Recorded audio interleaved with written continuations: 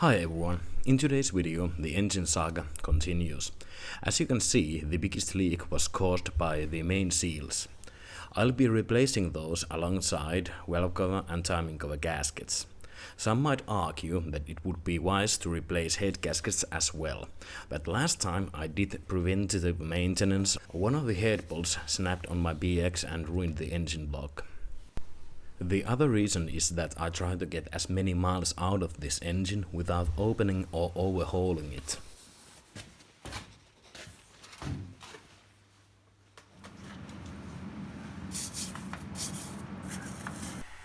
As always, before taking anything apart, clean the engine.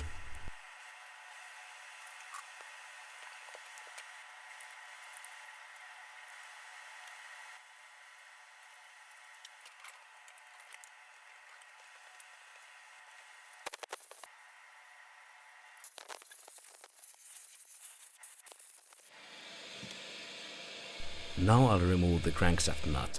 The size is 35mm. I screwed back two flywheel bolts and put the tire iron between them. Unfortunately, one of the bolts wasn't deep enough and it came off, messing up the threads.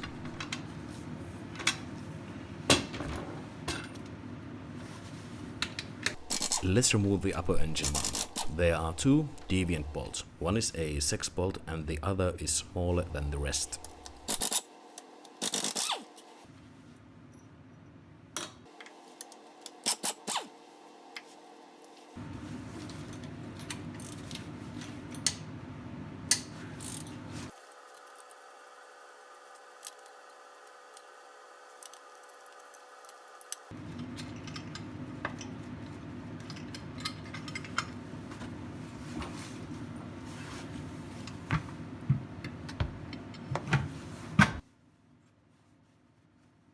While we are here, let's check the condition of the water pump. As my car has quite high mileage, I thought there's no way the water pump was original, but the casting tells a different story.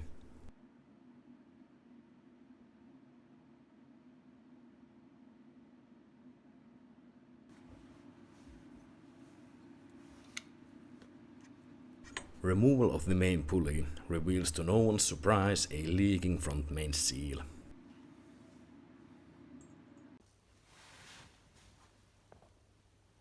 I think that I may have found the mysterious coolant leak that appeared at the end of this winter.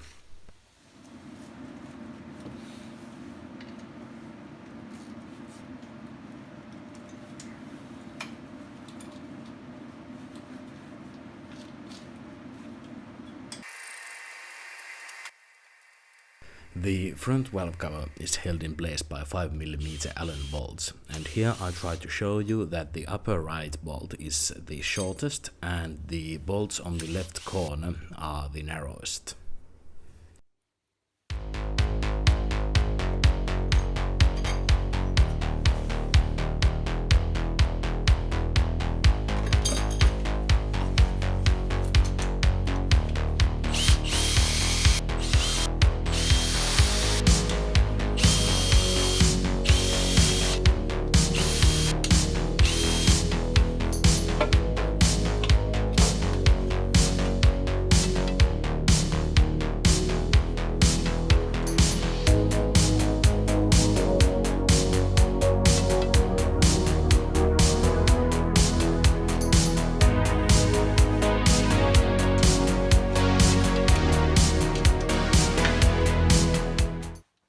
On the rear bank, there are two bolts that are thicker than the rest.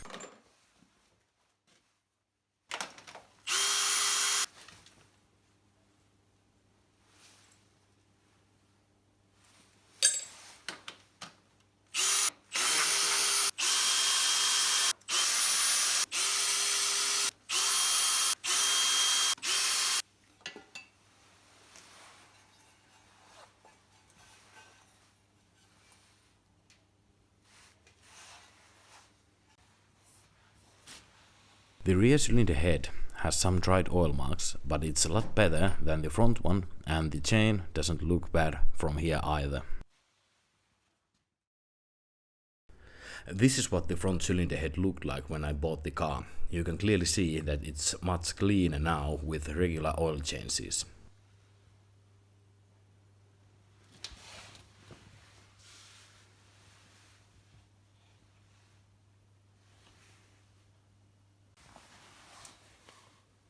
The camshaft seal came off easily after hitting it from behind with a screwdriver and hammer.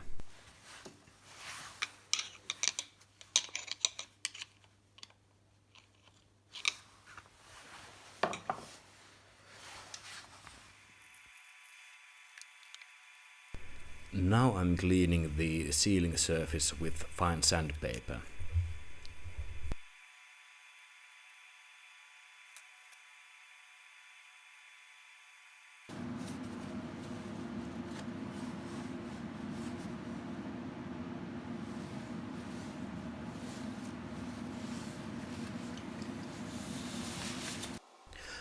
I use Hilma Blue on the outer edge of the oil seal to make sure that it stays in place and won't leak from there. There is a really useful guide on the DMC Talk forum that I followed for this job. The guide recommended using Permatex right stuff for the oil seals, but I think that it's a bit overkill, so therefore I went with the Hilma. Let's move on to the timing cover. There are 2 brackets for the wiring and a number of bolts of different lengths, which I try to show you as best as I can. Here's an illustration of the bolt pattern. There might be some mistakes, but it should be close.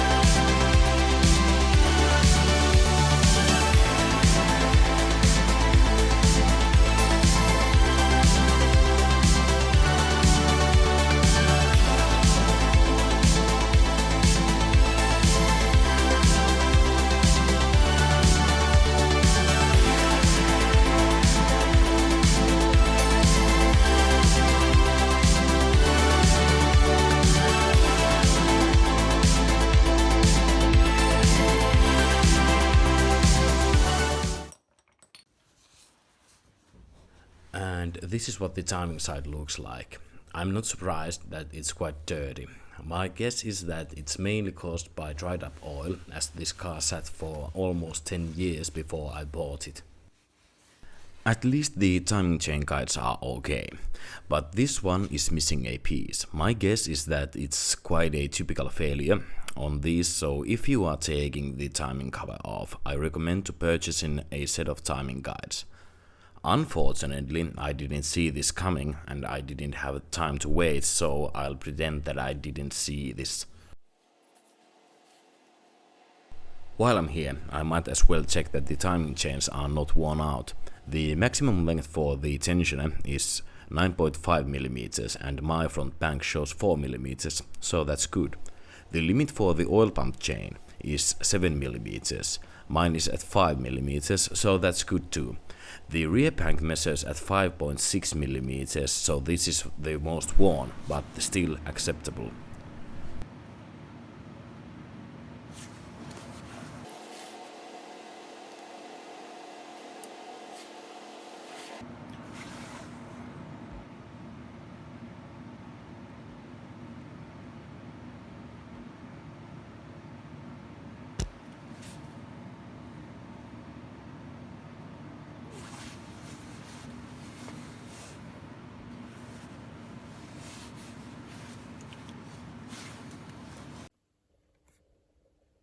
Here's the front main seal that I'll be using. And look, it's a 50th anniversary limited edition. Surely we can use that, it might be highly collectible one day, and worth a $5.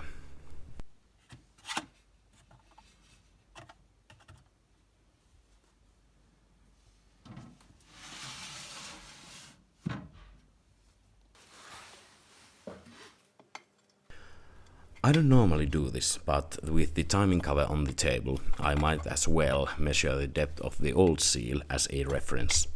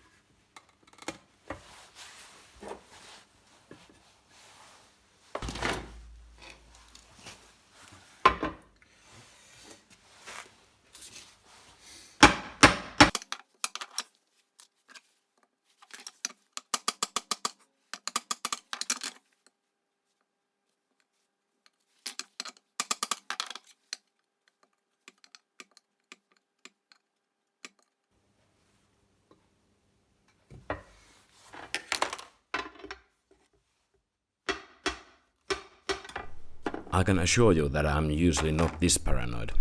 I'm also not that keen on doing this again because I screwed up something.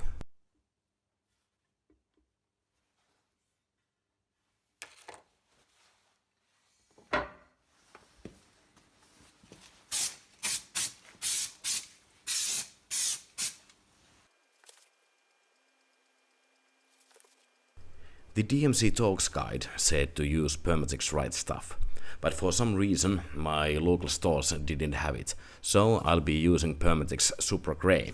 I guess the main difference is that the right stuff dries a lot faster than the Supra Grey.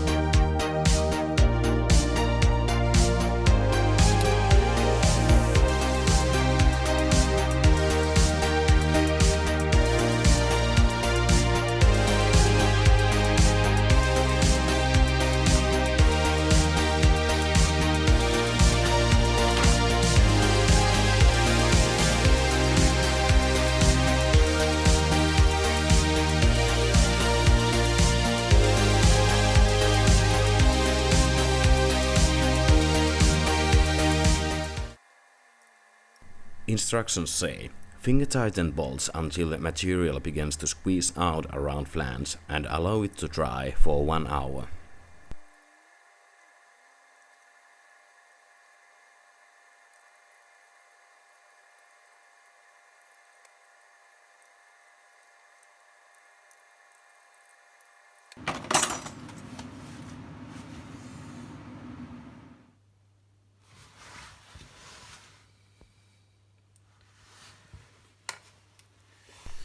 While the timing cover seal dries, let's move on to replacing the rear main seal. The main seal plate is held in place by 5 T30 bolts and 2 11mm bolts.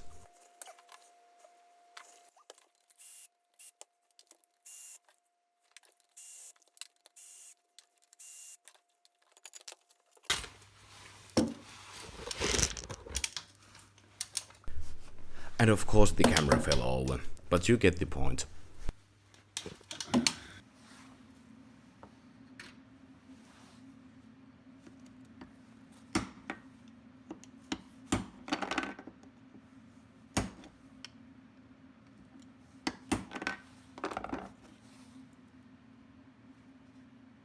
As with all the other seals, I punched it out with a screwdriver and hammer.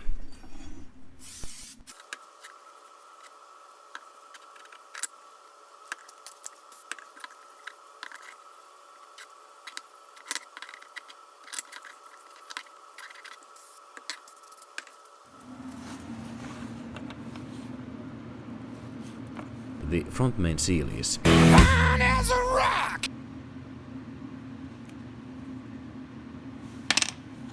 The rear main seal is rock.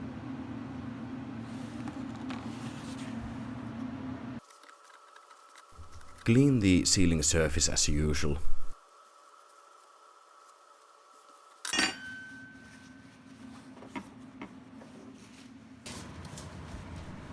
Now I'm removing the locating pin, because otherwise I'd have to remove the lower crankcase, and I really don't want to do that.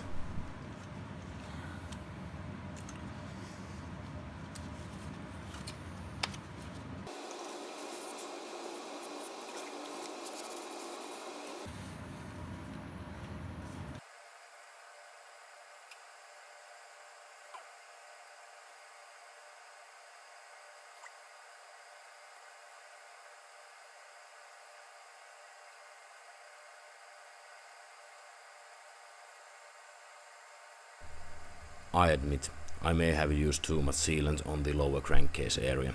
I hope that it won't bite me in the future.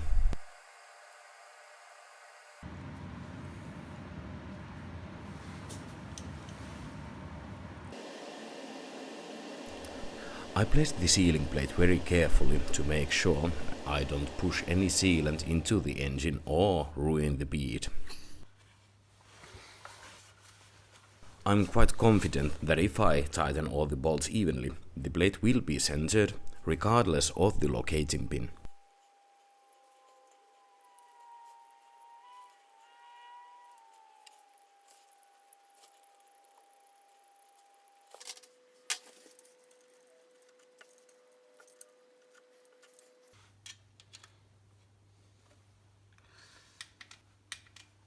The timing cover can now be torqued to the manufacturer's specification.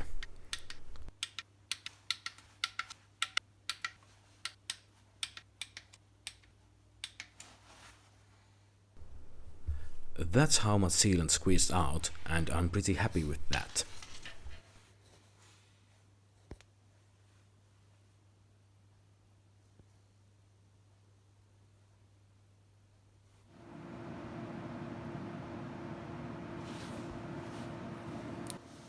These 3 bolts go through the block, so I'm using Permatex Threadlocker to seal them.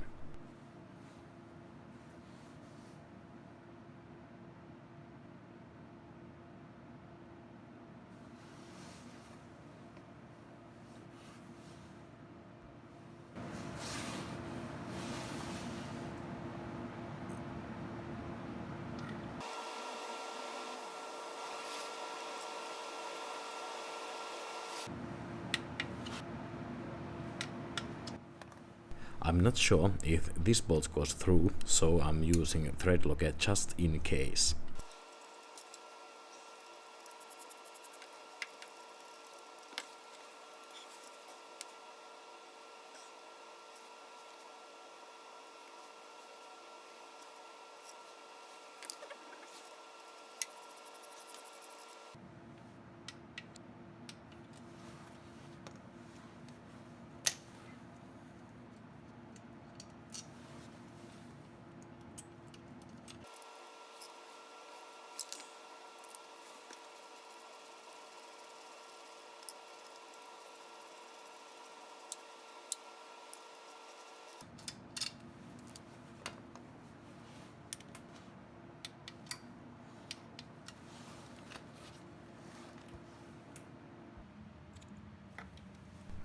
I couldn't find torque spec for the sealing plate. I'm using 18 Newton meters for 2 bottom bolts and 15 Newton meters for the Torx bolts.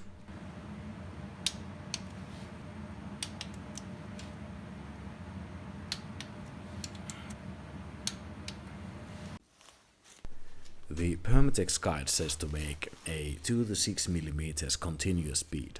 Finger tighten until the sealant starts to squeeze out. Leave it to dry for 1 hour, then retighten 1/4 or half a turn, and the sealant will fully cure in 24 hours. Instructions never say when to tighten to the recommended torque, so I skip the half a turn part and just tighten it to the correct spec.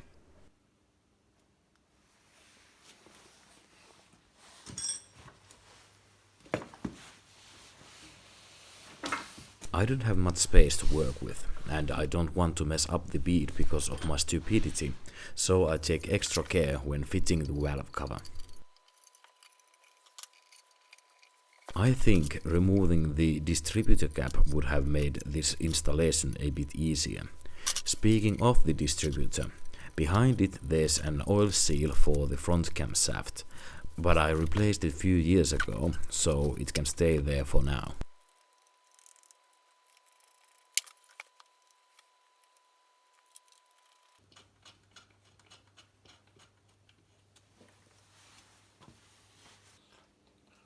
Now we can repeat the same process for the rear valve cover.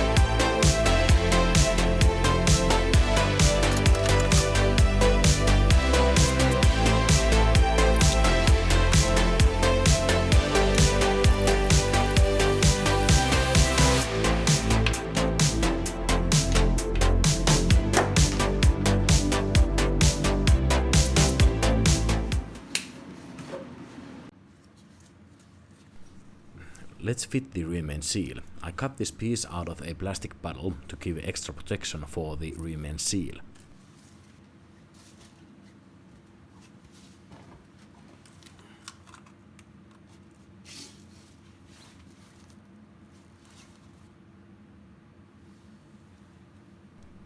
Here's a Payen number for the rear main seal.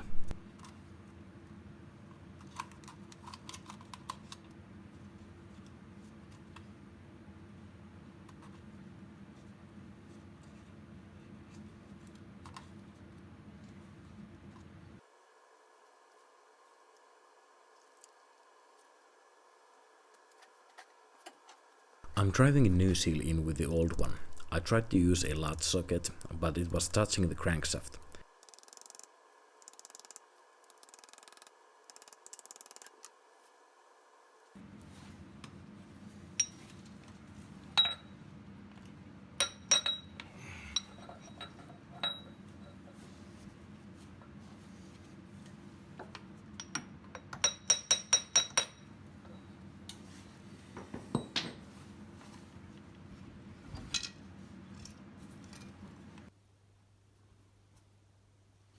A new main seal is now in and looking good.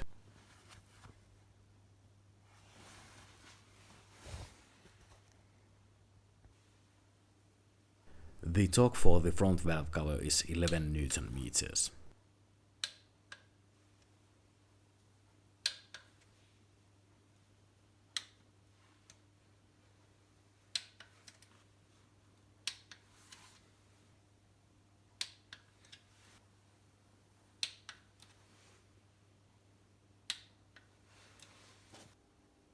And the torque for the rear cover is 15 Newton meters.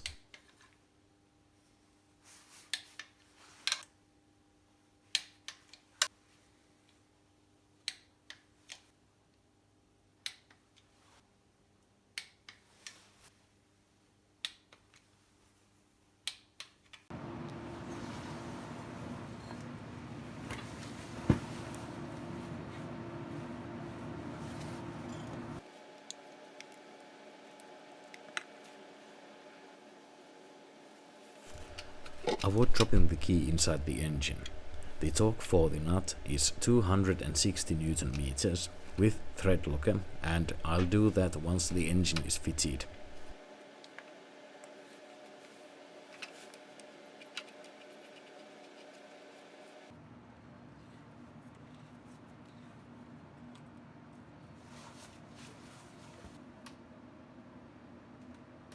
For the engine mount, the bigger bolts are torqued at the 60 Newton meters and the smaller one is 15 Newton meters.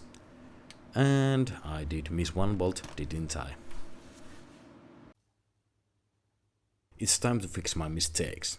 As you can see, the thread is not completely messed up, and it will be good as new. The thread itself is M9 by 1.0, and it's not very common thread, and I couldn't get it locally, so it stretched this job quite a bit.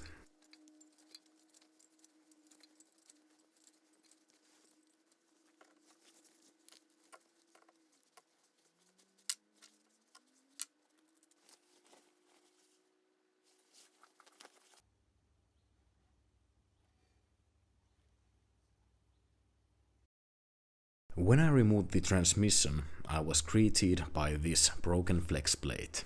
Lucky for me, I was able to buy this used flex plate from Citroën for 50 euros. Remember that there is a 0.35mm spacer between the ring gear and the flex plate.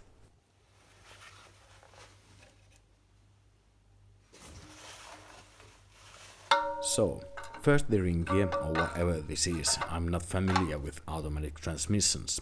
Next, the shim and the flex plate, and note that the plastic part is facing the ring gear.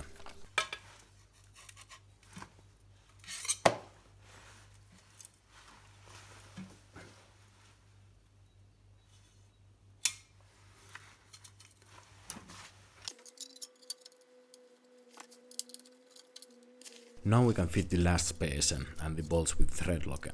I promise I did put Threadlocker on that last bolt too.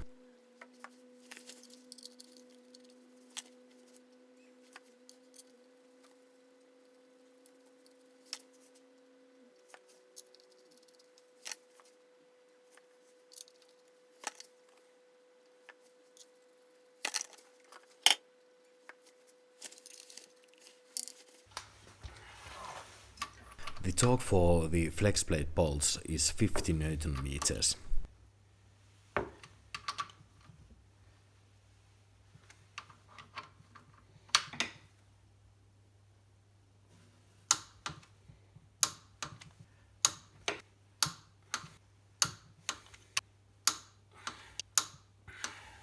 And now the engine is ready to go back in the car. Thanks for watching, and I hope this was helpful.